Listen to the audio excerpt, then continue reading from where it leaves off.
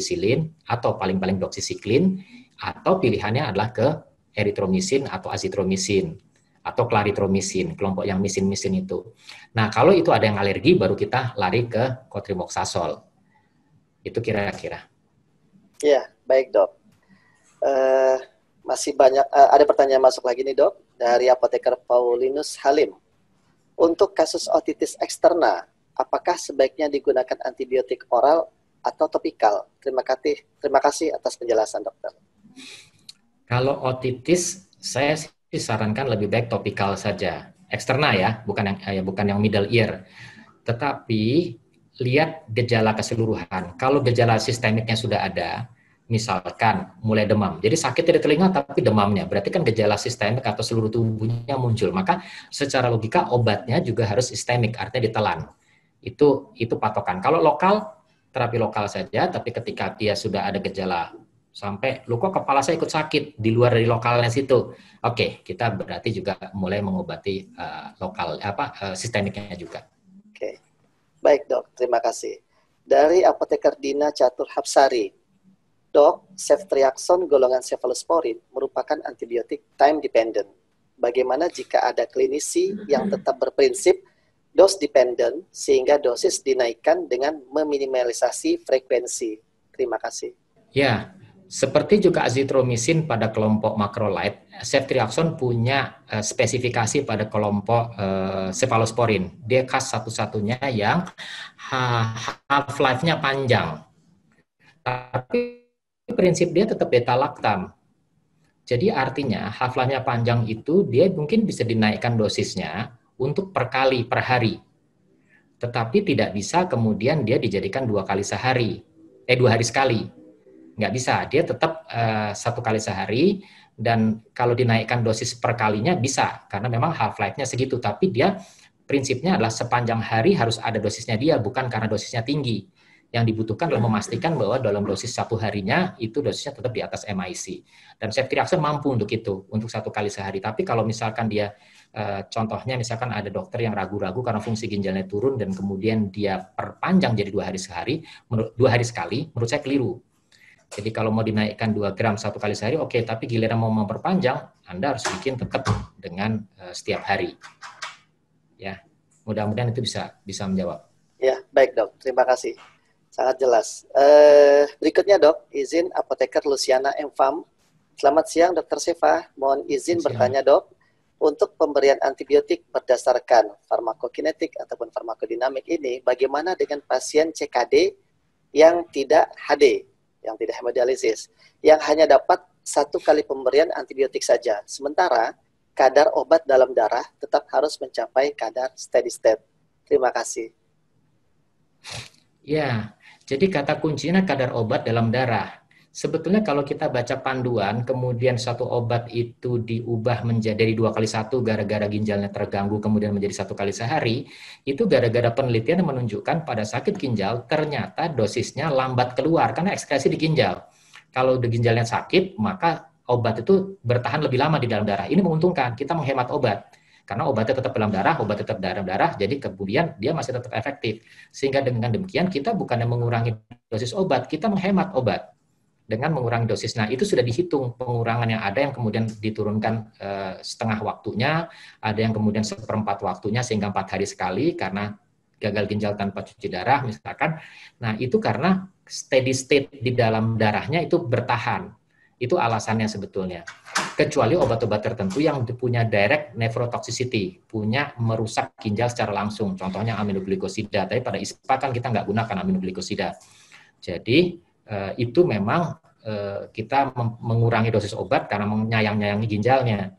Tapi secara umum sebagian besar obat itu kita kurangi dosisnya pada gangguan ginjal bukan karena takut ginjalnya sakit, tapi dosisnya bisa terhemat dengan dosis yang lebih sedikit, lebih jarang, itu ternyata tercapai bertahan lama di darahnya. Itu sih pertimbangannya. Jadi tinggal dilihat tabelnya, setiap obat bisa berbeda-beda pengurangannya. Tapi kalau saya sih terus terang melihat bahwa yang penting respon klinik ya. Saya seringkali memberikan dosis sama di awal, hari pertama, nanti hari keduanya baru kita turunin adjustment dose-nya. Supaya dosisnya tercapai. Iya, terima kasih dok. Ya, dokter Seva, akhirnya waktu juga yang harus memisahkan kita nih, Dok. Oh, cukup Terima ya. kasih, ya, terima kasih banyak penjelasannya. Mungkin tadi walaupun sudah ada take home message, mungkin ada yang disampaikan lagi, Dok, untuk kami para apoteker ini, supaya kami bisa menjalankan praktek kefarmasian dengan baik di lapangan. Silakan, Dok. Baik, terima kasih. Yang penting tadi ya saya sampaikan kalau kita mendapatkan pasien yang mengobati, minta obat simptomatik, kita pilihkan obat yang kira-kira tidak menutup gejalanya sampai hilang sama sekali, dalam arti kalau ada bahaya di situ ditutup, misalkan orang sesak nafas, jangan terlalu ditutup supaya kita justru bisa melihat dan membuat dia berobat. Kalau demam tidak terlalu tinggi kita tutup, tapi kalau kemudian atau sangat tinggi kita tutup, tapi kemudian justru ketika kasih demam jangan sampai kemudian kita dosisnya ketinggian sampai demamnya hilang sama sekali, set obatnya juga lebih tinggi. Dan yang berikutnya kalau melihat dokter meresepkan obat, mohon juga bisa dipertimbangkan kombinasi. Kadang-kadang dokter suka maksa juga, walaupun ISPA itu relatif sedikit butuh kombinasi, kalau terpaksa harus kombinasi. Kemudian tolong dilihat juga, tadi saya sampaikan bahwa kalau kita mengkombinasi obat, kalau bisa dengan mekanisme kerja yang berbeda, juga dengan pola yang berbeda. Lah, kalau tadi misalkan contohnya pada beta laktam, kita jangan kombinasi dengan obat yang kelompoknya juga pada yang bekerja dinding, tapi kombinasilah dengan quinolon.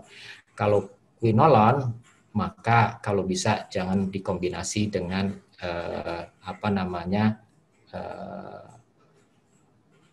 kelompok dari macrolide, karena itu sama-sama bekerja di sentral, tapi kombinasilah dengan kelompok beta laktam.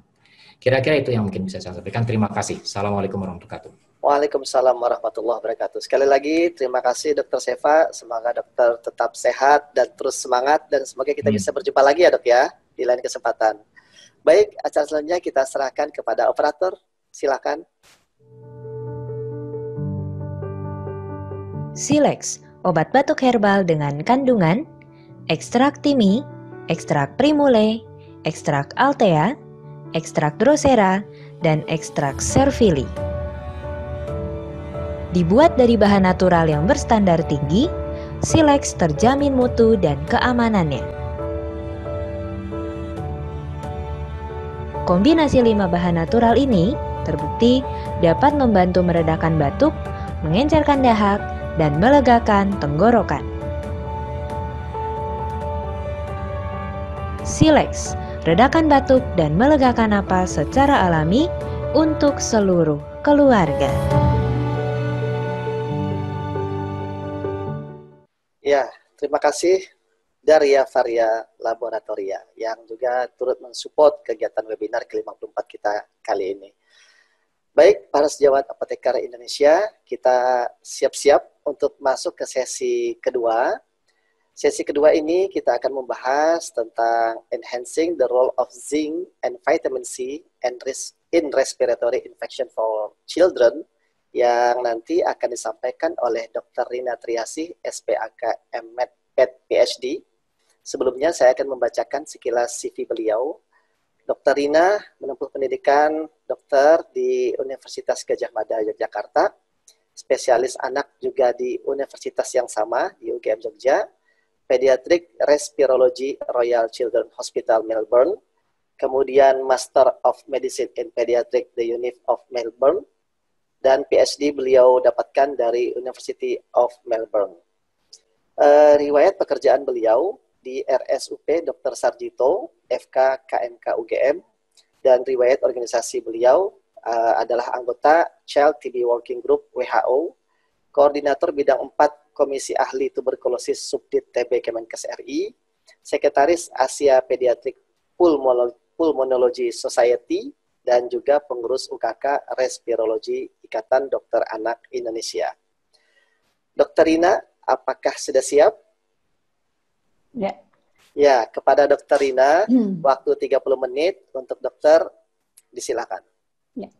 Terima kasih moderator Pak Yusran. Terima kasih juga kepada Ikatan Apoteker Indonesia yang telah memberi kesempatan kepada saya untuk berbagi terkait dengan tata laksana upper respiratory tract infection pada anak. Dan pada sudah sore, menjelang sore hari